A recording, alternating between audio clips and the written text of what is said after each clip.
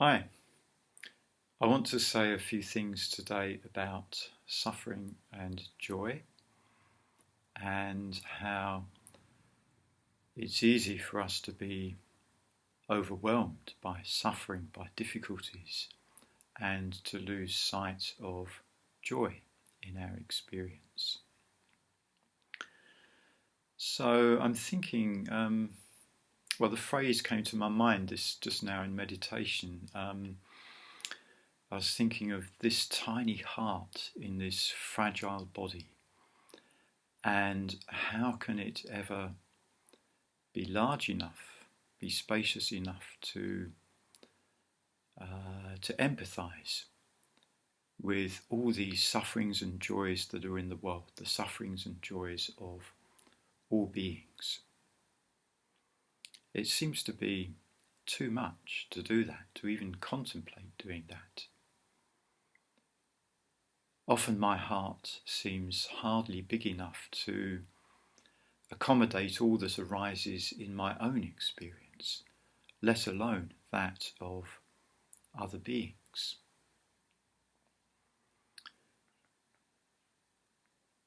But then I was thinking, well, it's not to do with the dimensions of the heart at all, or the dimensions of the mind even.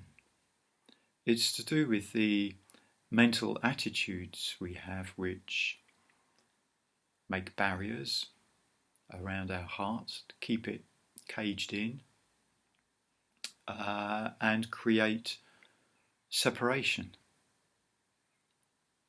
and isolation. And then we have this situation where there's us and them, me and others.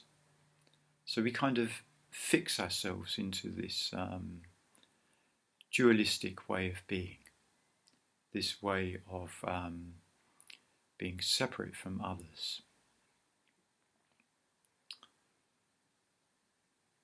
When the Buddha talked about the Four Noble Truths, he said the first truth was the truth of suffering. But I don't think he meant to suggest that the whole of our experience is suffering, because of course the whole of our experience is more than just suffering. We experience joy as well.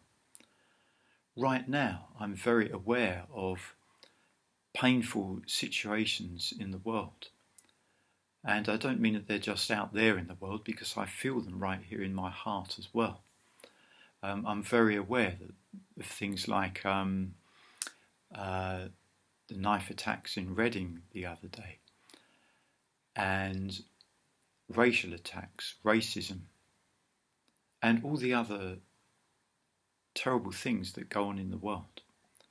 They're not just out there in the world, they're also in my experience because I'm part of the world. But the Buddha didn't only talk about suffering. That was just the first of the Noble Truths.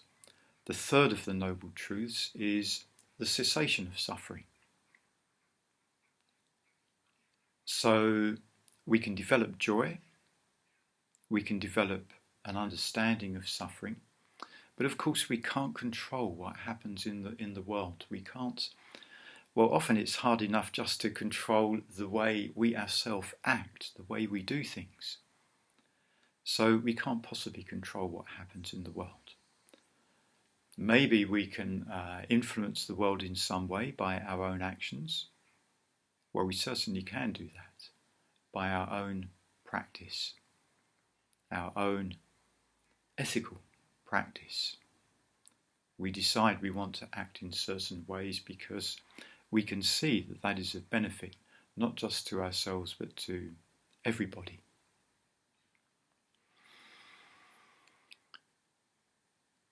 So this thing with the heart and setting up barriers, as I said, it's a kind of mental attitude. So we have to learn to work with our minds to soften the edges, soften the barriers that we set up. And these barriers are based on deeply held assumptions. We assume that we are a separate being from everybody else. But if we look closely into our experience, if we look at, for example, our physical sensations, what are called the Vedanas in Buddhist practice, if we look at those sensations, then we find that they're not fixed. They don't belong to us. They change. Sometimes we can experience physical sensations, for example, sitting in meditation posture, and we experience the sensations where our body makes contact with the floor or the seat. And sometimes it feels as though those sensations are not to do with a separate body and a separate seat or a separate floor, because the sensations seem to merge. There seems to be a connecting element there. So we are not separate from our surroundings when we see this. So these thoughts of being separate, they are really just thoughts, they're ideas, they're mental constructs, they're concepts. But the way to find our way through those assumptions is to look deeply into our experience. We can do that with any of the foundations of mindfulness. We can look into our bodily experience, our feeling experience, and our emotional experience. And we can find those things actually aren't solid. They're changing all of the time. And so our heart, whatever that is, our heart mind, perhaps I should call it, isn't really limited just to our narrow experience. It's possible to connect with other beings. In fact, we connect with other beings all the time. We think of other beings. Other beings have a big influence on us.